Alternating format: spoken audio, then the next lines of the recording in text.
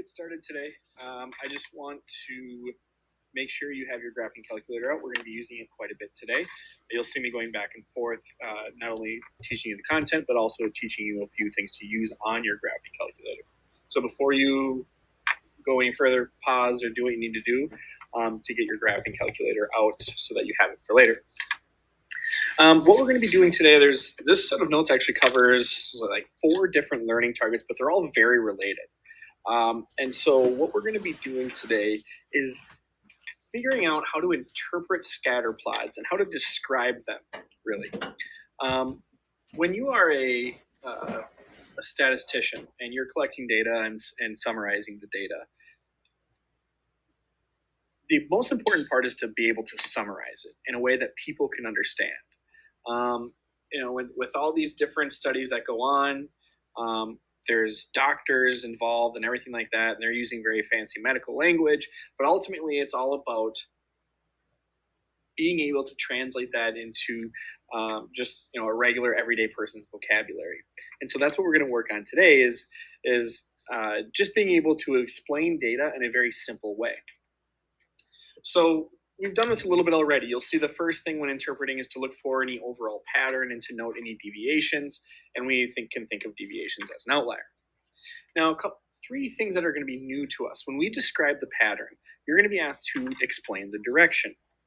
So there's 3 technically, because there could be no association, but there's positively associated and negatively associated. Positive association is when the scatter plot slopes upward as we move from left to right. So just in general, if I have, here's my XY grid, if I have data points, a scatter plot that looks something like that, that is a positive association. If I have a data set that looks like this, that's a negative association.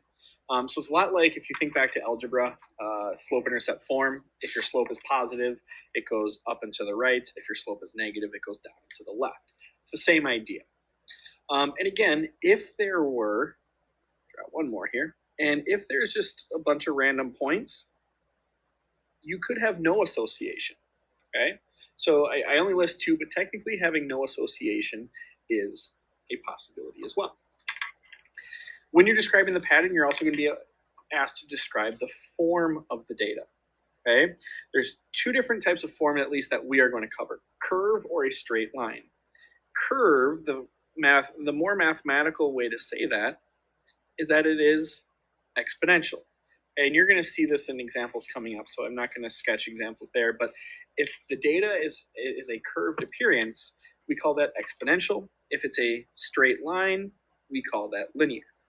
All right. The 2 examples, the positive and negative examples that I sketched above, would be an example of a linear set of data. And then the last thing you're going to be asked to look at is strength. We're going to look at how closely a point follows a clear form.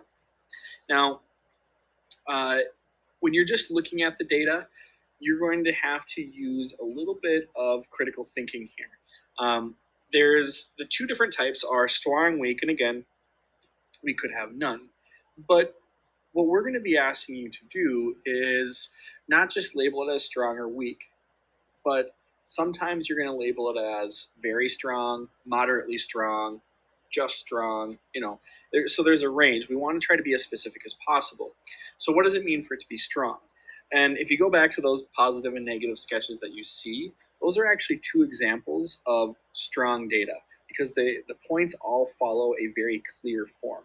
In fact, I would argue that that's very strong data.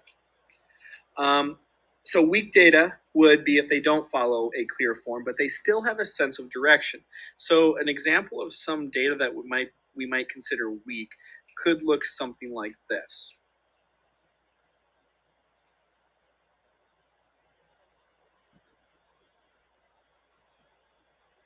Where you'd look at that and you'd kind of say, well, it kind of looks positive, but it also looks closer to maybe no correlation. Although you do kind of see in general with this random scatter plot that it is kind of a positive association. And so this would be an example of something that we would call a weak positive association. Okay, you're looking at how closely all the dots fit, essentially. And so again, looking back at the two examples I drew before, those are strong examples of these associations. So what we're going to be working on today is basically just describing data, but then what we're going to use the calculator for is actually to get a numerical value, that when I give you a numerical value, you will actually be able to answer all three of these questions without even looking at the data set. So here's just a data set that's already graphed for you. The income, or the relationship here that they have graphed, is the income per person compared to the life expectancy. The idea being, and you can see the United States here, but the idea being that the higher your income, the longer you would be expected to live, just because you have more access to health care and good living conditions, etc. And so here's an example of a curved or an exponential data set. Okay, when you look at this data set, it doesn't really follow that straight line. Okay, if I were to just kind of draw an estimated line here, it would look something like that. Okay, again, notice it has, I shouldn't call it a line because it has curve to it. Okay, so that curve is then how we would be part of our description. It says, what is the overall pattern? What is the direction? Okay, remember, direction was positive or negative. Well, that idea still fits. Okay, it's going up and to the right, so there seems to be a positive association. Okay, and again, think back to what we said. The higher your income, the longer you live in general. Okay, now there seems to be some outliers. Look at Qatar, way out here. Some of these that they actually kind of labeled for us. Equatorial Guinea, Botswana, South Africa, a little bit of some outliers there, but in general, it's a positive correlation. What's the form? The form is curved or exponential.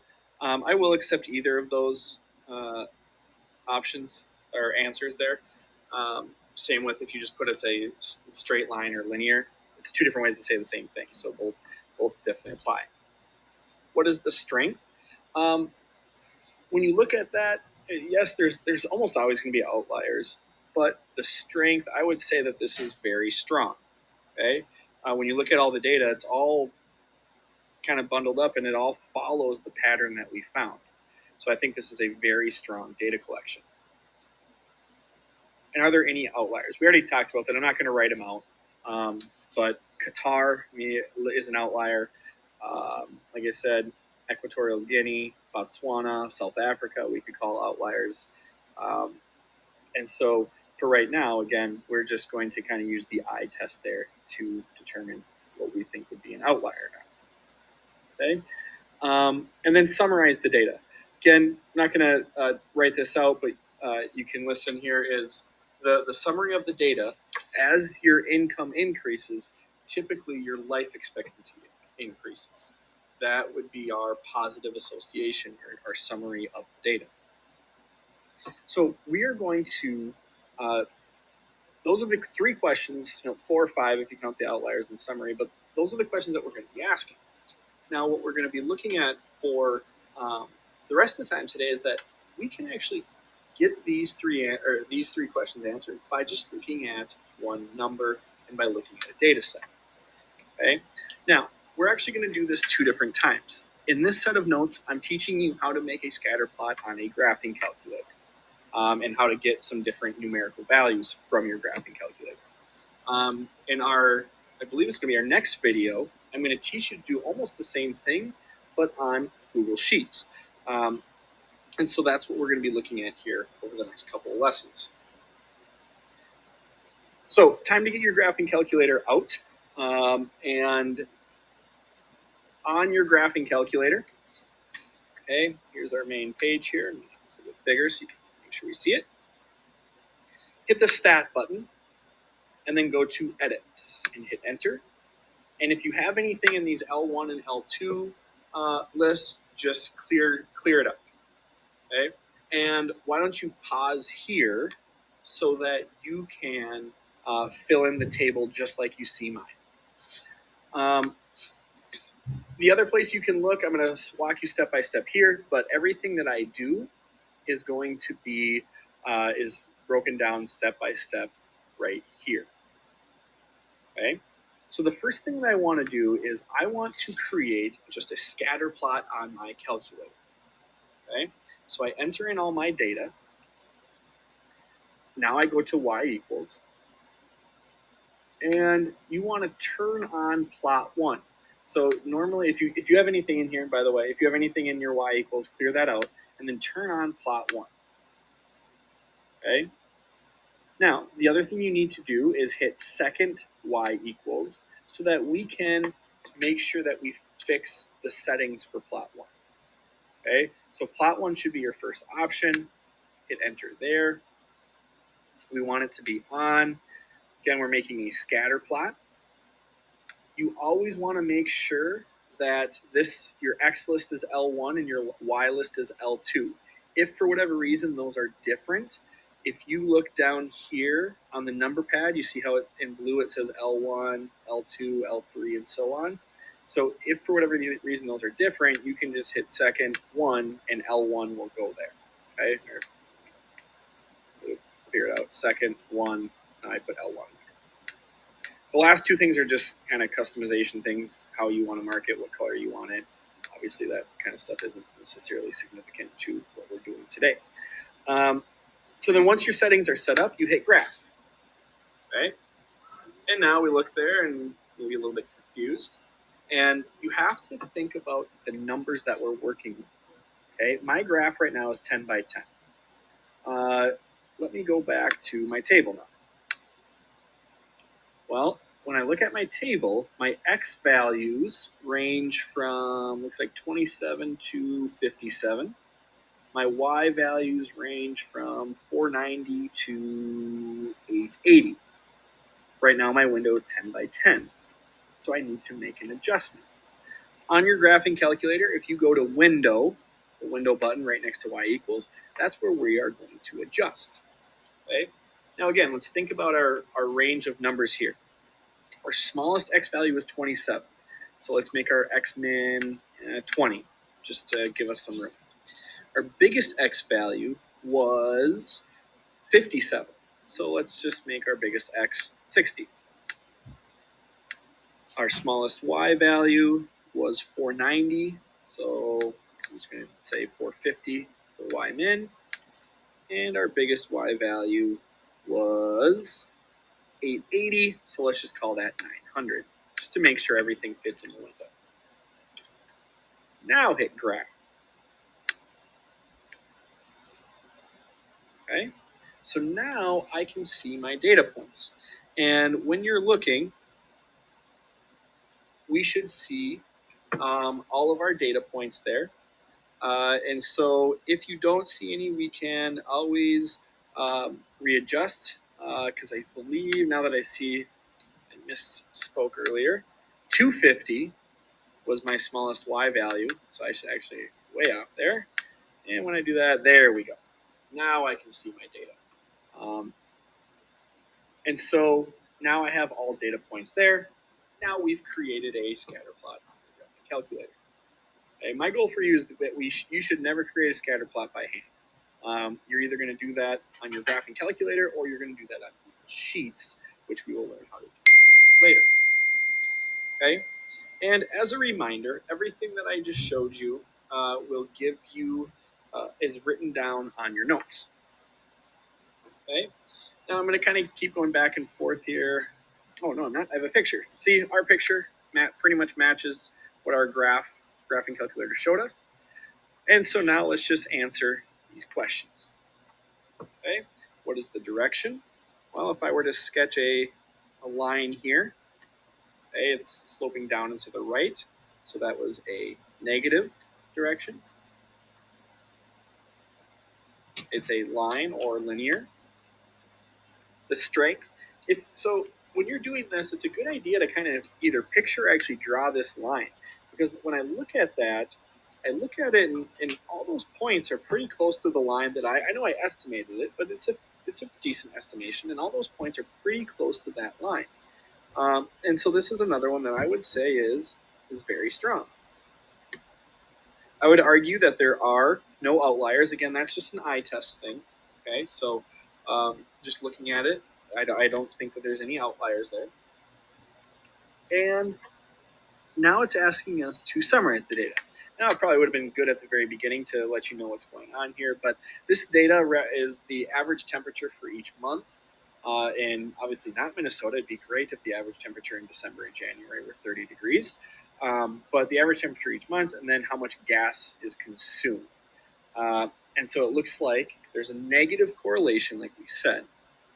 So the warmer it is, the less gas is consumed. Okay? The warmer it is, the less that gas is consumed.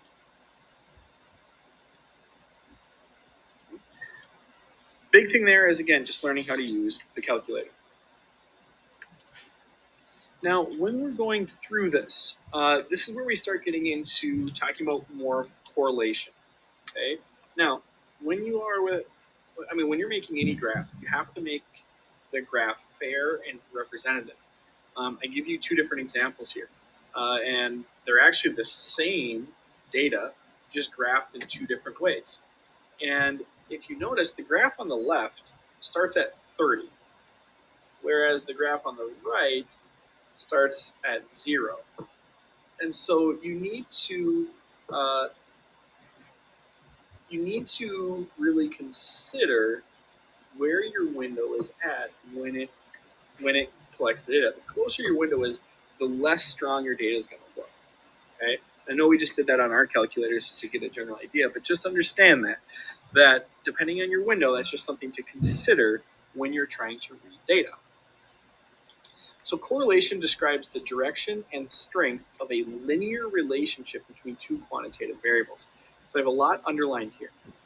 Now remember, direction and strength were two factors or two descriptors that we use when we talk about the pattern of data. Like I said, I'm going to show you a way to come up with one number that describes the direction and strength. Now, it's important to note here that this only works for linear relationships. So when the form of the data is linear, you can find the correlation, it's called the correlation coefficient. If the data is not linear, then you cannot find a correlation coefficient, and then we just have to use the eyeball test. Okay. So again, back to our calculator, and I am going to use the same set of data as before. So you know what? Let's ignore that for right now, just because we don't need to retype in other data. Now, one thing that you need to do on your calculator, and I honestly have no idea why you have to do this, but I know your calculator won't give you the numbers you're looking for if you don't. Before you do this, and you should only have to do it once unless you restart reboot your calculator totally. But you need to go to the catalog, and you need to go all the way to where it's in alphabetical order. So go to D. Now don't scroll. Let's find D on there it is. And now we just have to scroll to diagnostic on. So there we are. Okay, when you get to diagnostic on, hit enter and enter again.